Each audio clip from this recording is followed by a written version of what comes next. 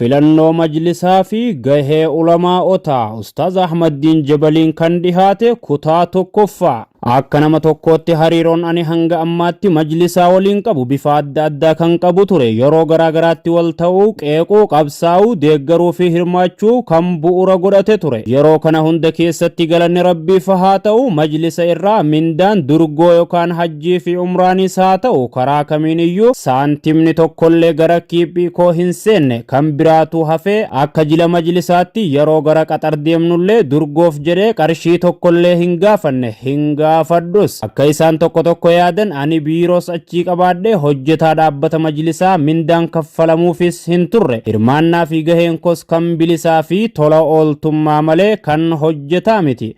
Gumaacha diinii fi hawaasummaa ani irratti xiyyeeffachuu barbaadu irraa kan ka'e waggaa tokkoo fi walakkaa duraadha hariiroon majlisa waliin qabu gorsaa pirezidaantii kaniin ture akka xumuramu gaaffii kanan dhiheessee ture.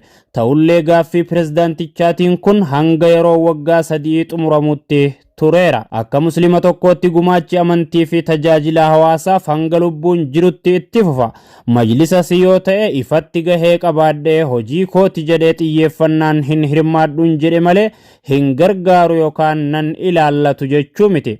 Kana kaniin kaasuuf maxxansa koo duraatiin kan burjaaja'aa turtanii fi ammas dhimma majlisaa keessatti gaheen ani qabu irratti burjaajiin kan isinittis uumameef dubbii qulqulleessuu yookaan ifa gochuudhaaf hanga kana ergaan jedhee gara barreeffama koo har'aattiin dabraa dubbisa gaarii. Rakkoolee bu'uura musliimoota Itoophiyaa keessaa tokko kan ta'e manni maree ulamaa'otaa cimaa ta'ee dhabamuu fi ulamaa'onni majlisa keessatti hirmaatan gahumsa, gahee, gurmaa'ina cimaa fi qophaa'ummaa waliin kan wal qabatudha.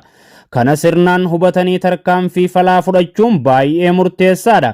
Sababni isaas hoggantoonni majlisaa fi gumiin ulamaa'ii dirqama isaan irraa eegamu bahatanii karaa amantiitiin ummata gaggeessuu kan danda'an yoo wantootni kun sirraa'anidha. Dubbicha sirritti osoo ifa hin godhin yoo dhiisne isaan tokko akka waan kabaja ulamaa'ii xiqqeessuu burjaajiiwwan uumamuuf dhimmicha ifa gochuuf yaala. Gahee fi itti gaafatamummaa majlisaa hubachuun barbaachisaa ta'uu barruu koo kaleessaa kanan hogganaa majlisaa eenyuun haa filannu mata duree jedhuun dubbisiise kan hin dubbisne akka dubbistaniin isin affeera.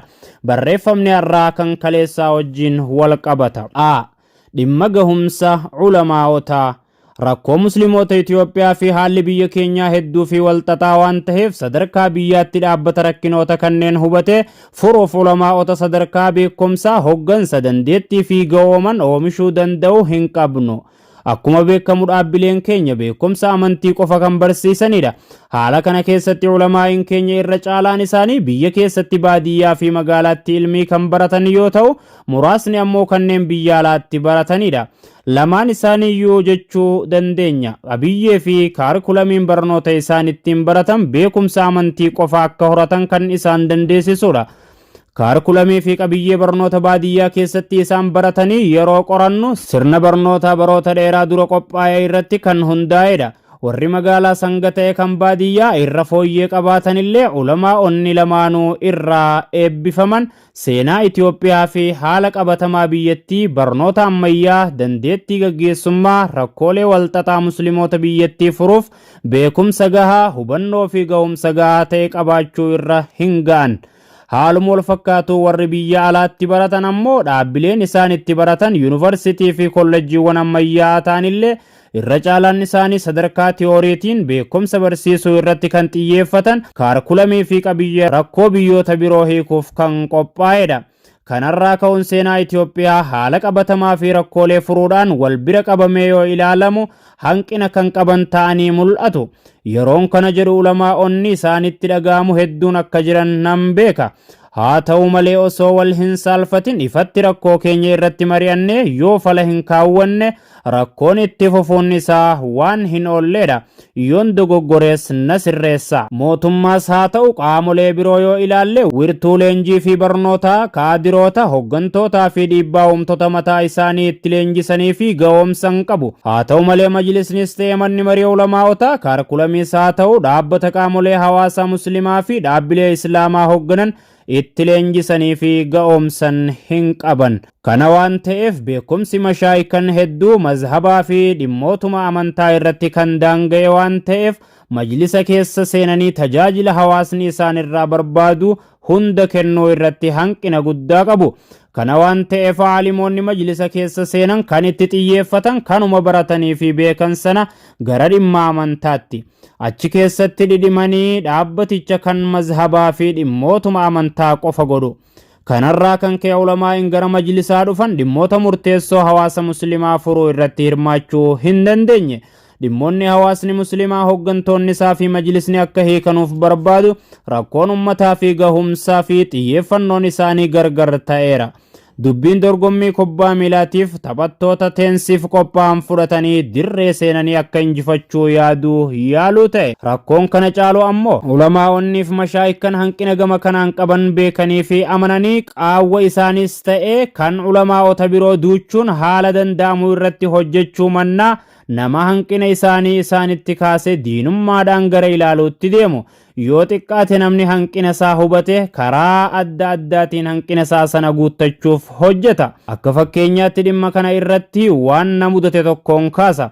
Qabsoo sagaleen keenya haadha gahamuutiin yookaan dimsaachiin dhiyeessammaa mashaayikan na waliin hidhamanii turan waliin bara 2005 mana hidhaa Qaallittii keessatti dhimma kana irratti yaada marii kaasee yaada koo ibsachuu kootiif isaan keessaa tokko isin namoonni barattan nu aalimoota ni tuffattu akka nu gatii hin qabnetti yaaddu jedhanii mufatanii maricha dhiisanii bahan. Yaada kana qofaan muffiin uumamee haalli nuti jaarsummaan araaramnellee ni jira. Yaadni isin warri barattan nu aalimoota ni tuffattu jedhu kun haada mashaayikan hedduu ta'uu taajjabeera. Rakkoon ulamaa'ota keenyaa rakkoo keenya ta'uu hubanne hojii isaan ga'oomsuu waliin hojjechuu malee tuffachuus ta'e tokko isa kan biraa gadi buusee ilaaluun waan hin taane. Kana yoon jedhu kan tuffatan hin jiranu yookaan nutis rakkoo hin qabnu jechaa hin jiru. Kan dubbataa jirru waa'ee mana marii ulamaa'ii waan ta'eef malee qaama barate jedhamu biras rakkoo hedduutu jira. Bal'inaan kaasuunis ni danda'ama. Waltuffiin ulamaa'otaa fi hayyoota jidduutti ta'u rakkinicha caalatti hammeessa malee eenyuyyuu hin fayyadu. Kanaafuu qaawwi jiru kan waliiniiti. Furmaanni isaas wal gargaaruu fi qaawa waliif guutuudhaan argama. Ulamaa'onni gariin kaleessas haa ta'u har'a naannawa majlisaa jiran namni barate naannawa majlisaa akka hin geenye kan barbaadan jiru. Nama barumsa ammayyaa barate jechuu isaati. Dhimmi majlisaa dhimma amantiiti. Dhimmi amantii ammoo dhimma keenya. Hayyoonni majlisaa maal godhu hanga jechuutti kan ga'an jiru. Kanneen xiyyeeffannaan qabsoo isaanii namoonni baratan majlisa keessa akka ba'anii fi kanneen biroos akka hin galle gochuu malee rakkoo hawaasa muslimaa hiikuun tajaajila barbaachisaa hawaasaaf kennuu irratti hojjechuu hin taane hedduudha. Waggaa 3 dura yeroo hoggansa muftii Hajji Umar Idris waliigaltee dhabuu boordii majlisaa fi ulamaa'ota gidduutti uumamee ture keessatti illee dhimmi kun gahee guddaa qaba ture. Ammas taanaan caaseeffama majlisaa sadarkaan jiru keessatti rakkoolee mul'ataniif ka'umsi tokko dhimma kanuma. Kanaafidha majlisni bara muftiis haa ta'u majlisni amma jiru mana maree ulamaa'ota qofa osoo hin taane hoggansi bulchiinsa majlisaa sadarkaan jirus mashaayikan qofa ta'uu qaba jedhanii ofuma isaaniitiin kan murteessan. Bakki tokkoon isaa tajaajila gahee fi itti gaafatamummaa akkamii qaba? Sanaafis nama akkamiitu madaala jedhanii ilaaluun nama bakkichaaf ta'u ulamaa'otas haa ta'u hayyoota irraa yookaan kan dargaggoo barbaadu haal duree beekumsaa dandeettii fi muuxannoo barbaachisu adda baasanii kaa'uu caala madaalliin ulamaa qofa ta'uu qaba jechuun ulaagaa cal'isanii nama kitaaba qaree jedhanii deemuun keessumaa ammoo dandeettii hoggansaa ulamaa'otaa fooyyeessuu bakka hojiin homaayyuu hin hojjetamnetti haalli kun majlisni ummanni barbaadu akka ijaaramu hin gargaaru. Kana yoon jedhu ulamaa'onni hogganaa ta'uu danda'an hin jiranu jechuu koo miti. Ulamaa'onni hojii gaggeessituu hin ta'an jechaa hin jiru. Kan hin jechaa jiru garuu majlisa ulamaan qofti haa hogganu jechuun dhugaa hundi keenya beeknu faalleessuu ta'a. Keessattuu ulamaa'onni irra caalaan isaanii osoo filannoo malatti calallii majlisaatiin qofa mana marii ulamaa'otaatiif qofa osoo hin taane hojii raawwachiiftuu majlisaatiif kan dhufan yoo ta'e ulamaan qofti haa hogganuu yoo ta'e filannoon maaliif barbaachise gaaffii jedhu kaasa. Murtoo fi adeemsi kun yoo furmaata argate malee filannoon majlisaa ammas ta'e majlisni itti aanee hundaa'u ummata muslimaaf tajaajila barbaachisaa ta'e kennuu kan danda'u sadarkaa ummanni barbaaduun bakka isaa bu'ee dhaabbachuu danda'u irratti gaaffii uuma. Filannoon ammaa kun hooggantoota rakkoo hawaasa muslimaa sadarkaa hundatti jiru hiikan bifa barbaachisuun bakka isaa bu'an faayidaa isaaf dhaabbatanii fi tajaajila barbaachisu kennuu danda'an fiduu yoo hin dandeenye baroota itti aananitti qabsoon haddaa'an muslima gatii kaffalchiisu naannoo majlisaa ni jiraata. Kun ammoo eenyuunuu kan hin fayyadne hawaasni majlisa irraa abdii akka kutatuu fi adeemsa biraa akka hordofu isa godha. Kanaafuu itti gaafatamummaa seenaa jalaa bahuuf jecha pirezidaantii majlisaa kabajamoo Dr. Sheekh Hajji Ibrahim hojii gaggeessituu filannochaafis ammoo dhimmichi akka irra deebi'amee ilaalamu adaraa jechaan gaafadha. Yeroo itti aanutti gahee ulamaawotaa ijaarama ulamaa'ii cimaa mata duree jedhuun walitti deebina. Hangasitti nagaatti itti fufa.